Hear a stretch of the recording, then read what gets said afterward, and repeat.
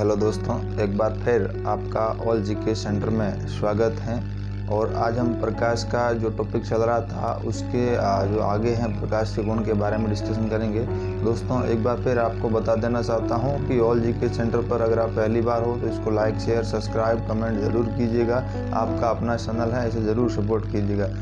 Education से संबंधित video ही आपके इस चैनल पर लगातार आते रहते हैं, जो आपके फ्यूचर में ज़रूर काम आने वाले हैं और अच्छा ब्राइट फ्यूचर बनाने के लिए इसमें बहुत महत्वपूर्ण योगदान रहने वाला है। दोस्तों, मैं आपको बहुत ही ज़मीनी लेवल बिल्कुल आसानी से बहुत ही साधारण तरीके से जो समझाने की कोशिश कर रहा हूँ।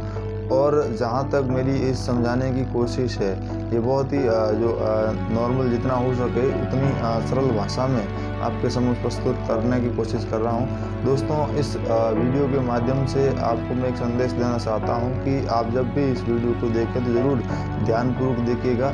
आपको जो पहले ज्ञान था उससे ज़रूर एक बात ही ऐड हो आपके ज्ञान में, लेकिन ऐड ज़रूर होगी। और जब आप इतने ध्यानपूर्वक इन चीज़ों को देखोगे तो ज़रूर आपको फ़ायदा मिलने वाला है।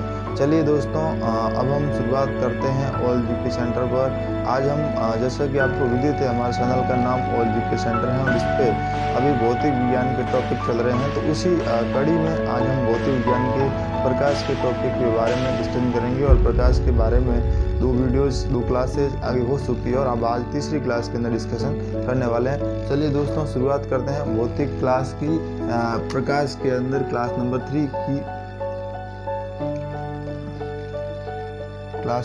3 और इसमें हम सबसे पहले दोस्तों पढ़ेंगे प्रकाश के अपवर्तन। प्रकाश का जो अपवर्तन है उसके बारे में। प्रकाश का अपवर्तन, प्रकाश का अपवर्तन क्या होता है इसके बारे में दोस्तों हम डिस्कशन करेंगे कि ये किस प्रकार से काम करता है। जब हम बात करेंगे, जब प्रकाश की किरण,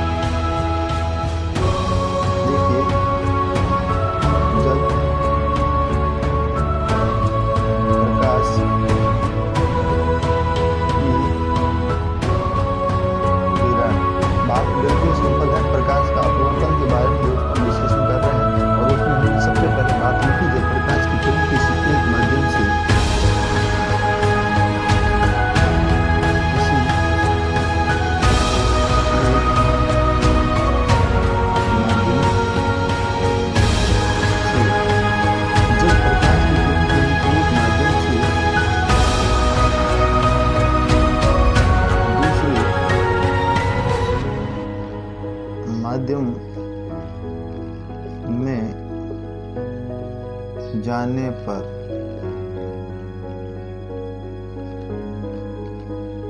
अपनी दिशा, अपना डायरेक्शन बदल देती है,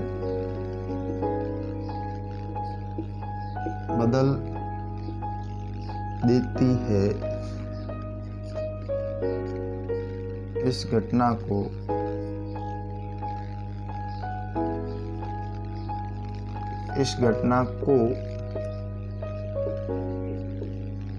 प्रकाश का अपवर्तन कहते हैं। बात बिल्कुल सिंपल है दोस्तों। हम बात करेंगे डायग्राफ बना के।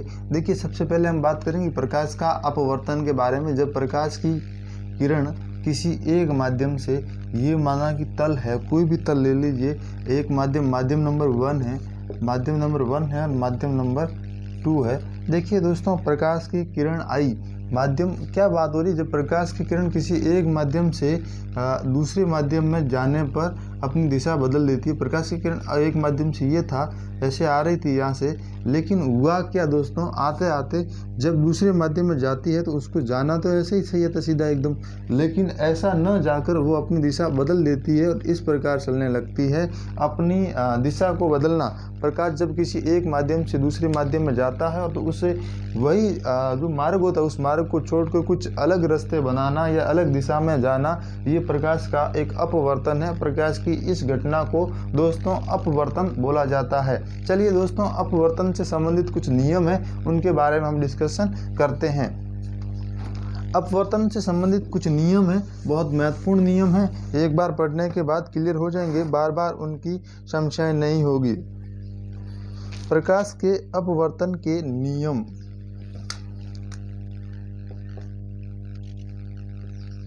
देखिए, प्रकाश के अपवर्तन के नियम। दोस्तों, प्रकाश के अपवर्तन के नियम भी है कुछ, उनके बारे में डिस्कशन हम करने जा रहे हैं कि प्रकाश के जो अपवर्तन के नियम है वो कौन कौन से हैं उनके बारे में। सबसे पहला नियम है, उनके बारे में हम डिस्कशन कर रहे हैं। देखिए दोस्तों, प्रकाश के अपवर्तन से नियम में बात करेंगे तो पहला नियम ये कहता है कि आपतित किरण। पहला नियम दोस्तों ये कह रहा है कि आपतित किरण अभिलंब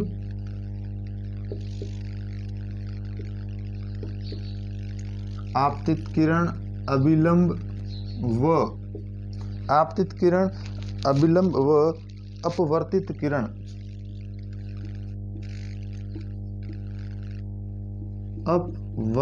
किरण परावर्तित किरण, कुछ भी बोलिए, किरण तीनों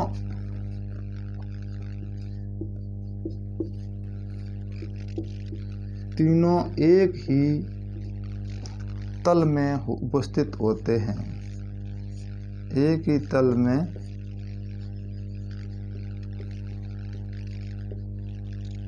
उपस्थित होते हैं।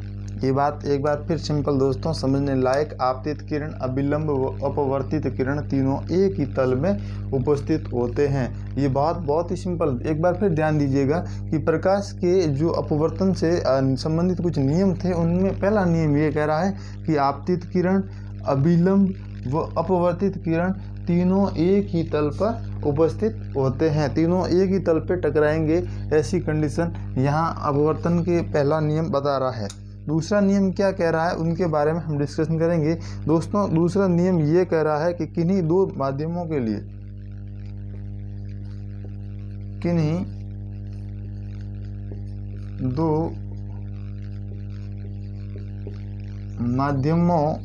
दो माध्यमों के लिए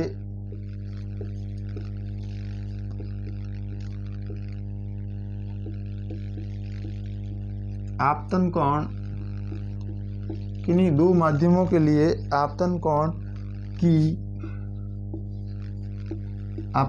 की ज्या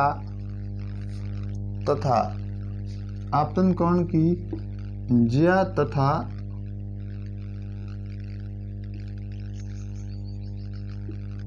देखिए, किन्हीं दो माध्यमों में आपतन कोण की ज्या तथा अपवर्तन कोण की ज्या।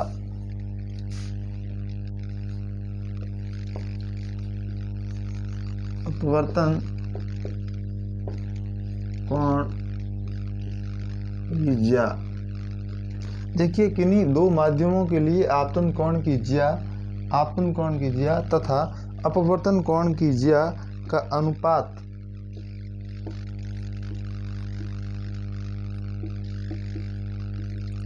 अनुपात एक नियंत्रक होता है।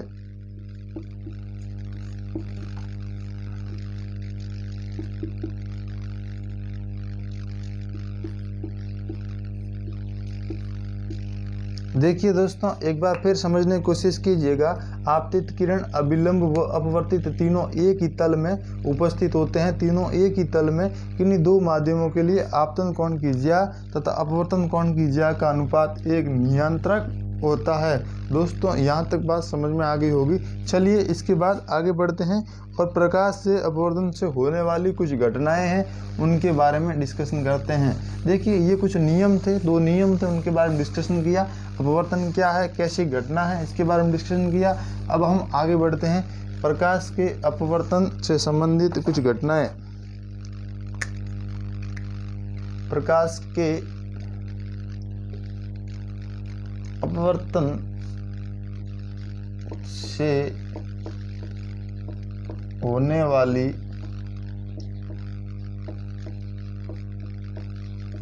घटनाएं। देखिए, प्रकाश के अपवर्तन से होने वाली घटनाओं की हम बात करेंगे। रात्रि के समय तारों का टिमटिमाना। याद रखना, उदाहरण डायरेक्ट एग्जाम में पूछा जाता है कि रात्रि के समय तारों का टिमटिमाना। बहुत महत्वपूर्ण बात है दोस्तों, एक बार फिर ध्यान दीजिएगा। कंपटीशन एग्जाम में डायरेक्ट क्वेश्चन पूछा जाता है कि रात्रि के समय तारों को टिमटिमाना किस प्रकाश की किस घटना का उदाहरण है। अपवर्तन, परावर्तन ऐसे दे के आपको पूछ लिया जाएगा। और अब जब आपको पता होगा कि अपवर्तन से संबंधित ही घटना है ये, तो आप डायरेक्ट आंसर क्लिक करोगे प्रकाश के अपवर्तन से। तो रात्रि के समय रात्रि के तारों का टिमटिमाना। रात्रि के समय ही तारे दिखाई देंगे, दिन को कम दिखाई देंगे आपको, होते जरूर हैं लेकिन दिखाई नहीं देते हैं। रात्रि के समय तारों का टिमटिमाना। रात्रि के समय, यहाँ पे दोस्तों समय ऐड कर लीजिए। रात्रि के समय तारों का टिमटिमाना, ये किसका उदाहरण है? प्रकाश की एक अपवर्तन घटना का उदाहरण है। पानी से भरे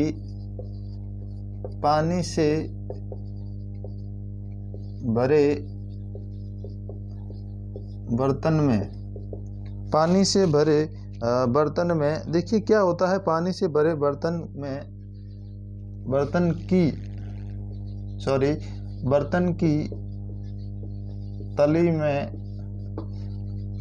की तली में पड़ा हुआ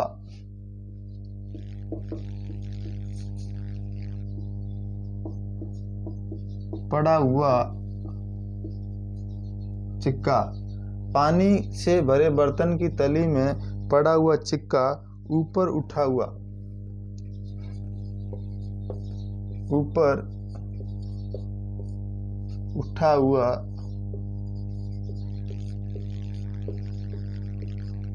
प्रतीत होता है।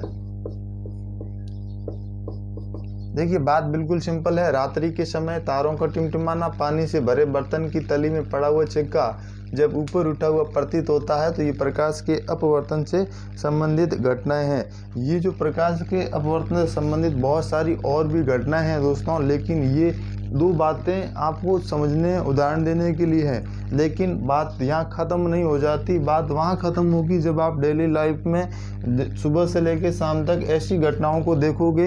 ये किसका उदाहरण है? जैसे रात्रि के समय तारों का टिमटिमाना, हमें ऐसा क्यों लगता है कि तारे टिमटिमाते हुए प्रतीत होते हैं, जबकि ऐसे बिल्कुल नहीं होता है। ऐसा हमें इसलिए लगता है कि प्रकाश जब तारों का हमारे यहाँ तक, आँखों तक पहुँचता है तो उसमें बीच में कई प्रकार की परतें पाई जाती है। उन परतों से होता हुआ जब प्रकाश हमारे आँखों तक पहुँचता है तो उस कंडीशन में हमें ऐसा महसूस होता है कि तारे टिमटिमा रहे हैं, लेकिन ऐसा होता नहीं है। टिमटिमाना नहीं होता है, वो स्थिर होते हैं लट्टू या लाइट या बल्ब की तरफ। पानी से भरे बर्तन की तली में पड़ा हुआ छिक्का भी ऊपर उठा हुआ प्रतीत होता है। ऐसा अपवर्तन के कारण ही होता है, संभव हो पाता है। चलिए दोस्तों, उसके बाद आगे बढ़ते हैं, प्रकाश का दूसरा टॉपिक के बारे में डिस्कशन करते हैं।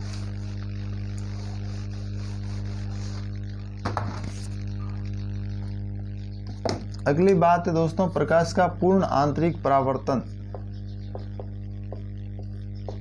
प्रकाश का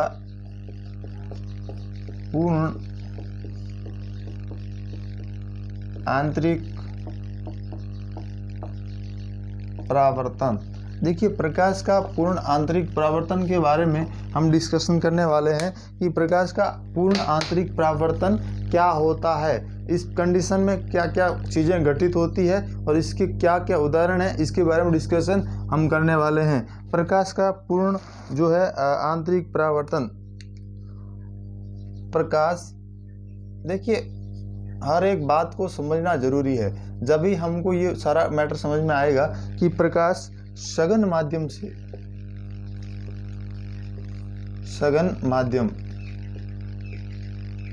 प्रकाश सघन माध्यम से विरल माध्यम, प्रकाश सघन माध्यम से विरल माध्यम में जाता है। ये बात सिंपल है, प्रकाश सघन माध्यम से विरल माध्यम में जाता है। ये बात हो गई, प्रकाश सघन माध्यम से विरल माध्यम में जाता है। आपतन कोण,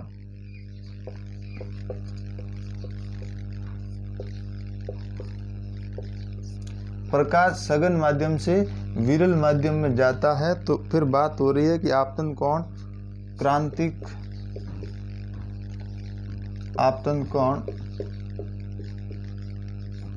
क्रांतिक कोण से बड़ा होता है।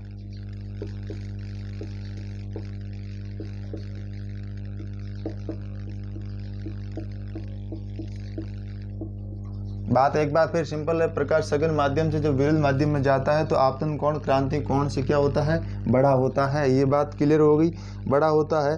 तो इसमें जो उदाहरण है इसके बारे में हम डिस्कशन करेंगे, इसके कौन कौन से उदाहरण हैं। देखिए, प्रकाश का पूर्ण आंतरिक परावर्तन किस प्रकार या कैसे होता है। प्रकाश सघन माध्यम से जब विरल माध्यम में प्रवेश करता है, प्रकाश सघन माध्यम से विरल माध्यम में जाता है तो आपतन कोण होता है वो क्रांतिक कोण से बड़ा हो जाता है, और उस कंडीशन में प्रकाश का पूर्ण आंतरिक परावर्तन हो जाता है। और इसके जो प्रमुख उदाहरण हैं उनके बारे में हम डिस्कशन करने वाले हैं। देखिए, सबसे पहले हीरा अत्यधिक चमकता है। किस कारण? प्रकाश के पूर्ण आंतरिक हीरा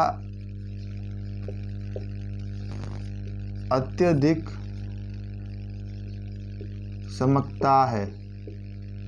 हीरा अत्यधिक चमकता है, इसका क्या है जो उदाहरण है हीरा अत्यधिक चमकता है, आपको मैं एक बार फिर बता देता हूँ। कंपटीशन एग्जाम में डायरेक्टली क्वेश्चन पूछा जाता है, हीरा के अत्यधिक चमकना प्रकाश की किस घटना का उदाहरण है। तो प्रकाश का पूर्ण आंतरिक परावर्तन का ये उदाहरण है, हीरा अत्यधिक चमकना। इसके बाद दूसरे पॉइंट की बात करेंगे। दूसरा पॉइंट है रेगिस्तान मरीचिका का दिखाई देना।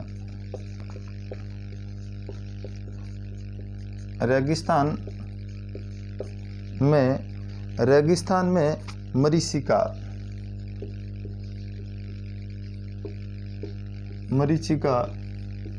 का दिखाई देना। एक बात जरूर नोट कीजिएगा, यहाँ पे जब हम बहुत सारी गर्मी पड़ रही है और उस गर्मी के अंदर जब हम किसी रोड पे चल रहे होते तो हमें कुछ आगे ही दूरी पर बहता हुआ पानी नज़र आता है, लेकिन जैसे ही वहाँ हम पहुँचते हैं तो वहाँ कुछ पानी या कोई भी पानी नहीं होता है। उसे हम रेगिस्तान की मरीचिका के रूप में जानते हैं। रेगिस्तान में मरीचिका के नाम से जानते हैं क्योंकि वो एक भ्रम होता है और वहाँ पे जब पहुँचने पर कुछ नहीं होता है। ये सारी जो होती है घटना प्रकाश के पूर्ण आंतरिक परावर्तन के आधार पर होती है। चलिए इसके बाद नंबर 3 पे बात करेंगे। तो इसमें जो है कांच का चटका हुआ भाग चमकीला दिखाई देता है। कांच का चटका हुआ भाग चमकीला दिखाई देता है।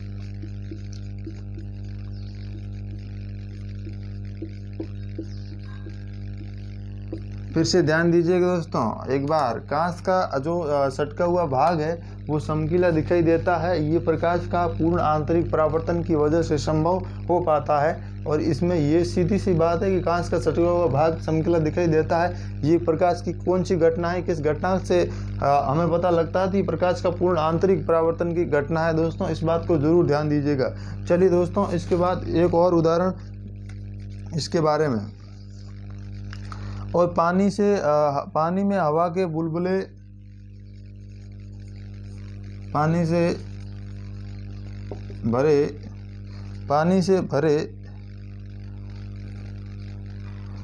से हवा भरे पानी में जो हवा के बुलबुले होते हैं उनकी बात कर रहे हैं। हवा से भरे बुलबुले क्या करते हैं, चमकते हैं।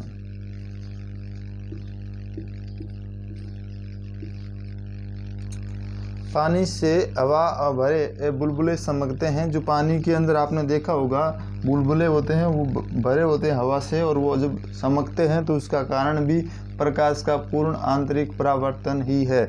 चलिए उसके बाद कालिक से पोता हुआ गोला चमकता है। कालिक से पोता हुआ गोला चमकता है। ये भी प्रकाश के पूर्ण आंतरिक परावर्तन का उदाहरण है। दोस्तों आज की इस क्लास में इतना ही, अगली क्लास में डिस्कशन करेंगे। हमने आज प्रकाश के अपवर्तन से लेकर प्रकाश के पूर्ण आंतरिक परावर्तन के ये जो प्रमुख 2 टॉपिक थे इनके बारे में अध्ययन किया। इसके बाद अगले वीडियोज़ के अंदर हम लेंस के बारे में डिस्कशन करने वाले हैं। लेंस कितने प्रकार के होते हैं, कहाँ काम आते हैं, कौन कौन सी प्रॉब्लम होती है, इनके बारे में सारे डिस्कशन हम अगले वीडियो में डिस्कशन करेंगे। इस वीडियो को ध्यानपूर्वक देखने के लिए बहुत बहुत धन्यवाद।